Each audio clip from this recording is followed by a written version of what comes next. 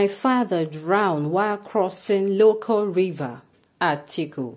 Welcome to the news, and thank you for tuning in to listen. Former Vice President Atiku Abubakar on Friday revealed that his father drowned while crossing a local river. Atiku was speaking on the topic Diversity, Education and Autonomy Developing Nigeria in the years ahead, being a convocation lecture at Achievers University, Owo, Ondo State. I was about saying, okay, yes, your father drowned, but what was he? Something must have, brought about the story. So it is, will I say, it is very sad, but let's see what's the reason for him telling this particular story now. Let's see what's brought that reason. Now the news in detail.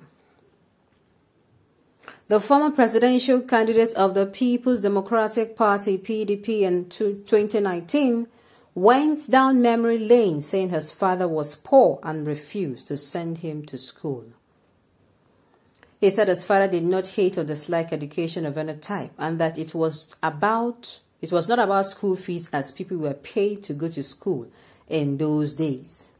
Rather, his father needed him to herd cattle, referring to it as normal in those days, and is still so for many families even today in the North. He pointed out that for refusing to send me to school, he was sent to jail by local authorities. Eventually, I did go to school. He said his father did not live long enough to see where education would take him to, drowning in a local river when he was probably under 40 years of age. I was an only child and was raised by my maternal grandparents, he added. He said education and the success it brought to him helped him to become a freer and more autonomous person. He pointed out that the more educated one is, the more control he tends to have over his life. The more freedom he has to choose what he wants to become or what he wants to do, where he wants to live, and with whom he wants to associate. Put simply, the more educated you are, the more freedom you tend to have. Therefore, the educated person is a more autonomous person. So in a way, you can say that education is freedom, he asserted. He referred to education as autonomy, saying that autonomy was critical for the individual or group to reach their full potentials. He ordered that education was a social good in countries that value education and make the necessary investments in it. The nations that treat education and innovation more seriously and invest massively in them are also the leading nations of the world. And in the 21st century, education and innovation are key to national prosperity, he added. He said excessive centralization of power and concentration of resources in the federal government have not served Nigeria well. Instead, they have encouraged a domineering, all-knowing federal government that stretches itself into every aspect of lives of Nigerians with little positive results to show. Rather, we have had excessive corruption, mediocrity, generations of citizens who hope to become rich without work, as emasculation of state and local initiatives, and a lack of creative and healthy competition among states as they all look towards Abuja for handouts every month.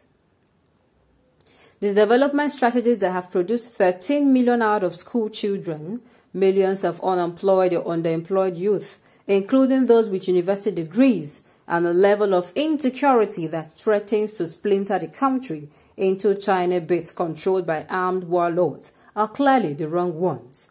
We must change direction. We must reverse the concentration of power and resources at the center. And we must make serious and conscious efforts to identify the potentials and strengths of each state and section of this country, and work to maximize its contribution to the development of our country as it is supported to develop itself. That is how you allow greater autonomy while pulling together. Greater autonomy for state will allow ideas to germinate from anywhere and blossom. If Kano becomes a thriving industrial city, Jigawa will benefit and soon an industrial center as well. And soon become an industrial center as well.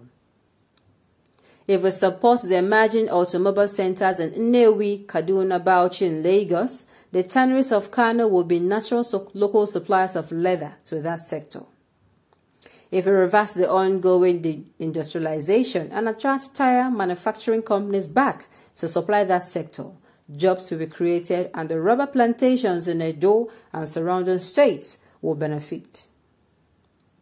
He said, reduction of federal powers and responsibilities and greater autonomy for states would, for instance, allow a state with very low demand for university sports to decide whether its priority is another federal university or investment in primary, secondary teacher education to ensure that its young population has basic education preparatory for possibly university or vocational education in the future.